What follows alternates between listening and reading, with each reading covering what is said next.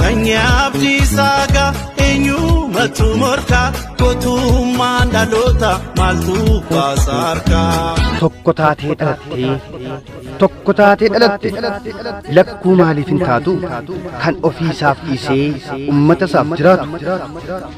Ani akkam jedheetiin waa'ee kan kee barreessaa goota jaarraaf argame dahoo diinaa balleessa. Kan dhalootaaf abdii jaarsaaf dargaggeessa abbaa qeerroof qarree hoogganaa gameessa. Kalamooni tajjeese irraahi biranyaato bakka waaqooni tajjeese irraahi si'aa eeggatu gooftaan mootiin hardiif samaay bakka yaadde qaqqabii diina nurraa haxaa'i.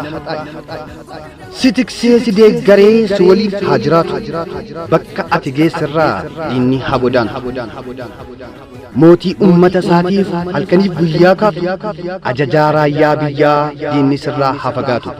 Gootni goota caalee gootni keenya maandii si qabsoo abbichuun fakkeenya. Mirgi sabaaf sablammii gubbaa ta'ee dhiitamu manni amantaa keenyaa godoo ta'ee diigamu. Qabsoon abbaa horate kaaba bahaas kibbatti jeettii waraanaa ta'ee cabsee jira dhibbatti. Jeettii waraanaa ta'ee cabsee jira dhibbatti. Maqaa koo yoo feetan Naayimaariin jedhama. Biyya koo yoo feetan Itoophiyaawiin jedhama. Gootni goota caalee gootni keenya maandii si qabsoo abbichuun fakkeenya.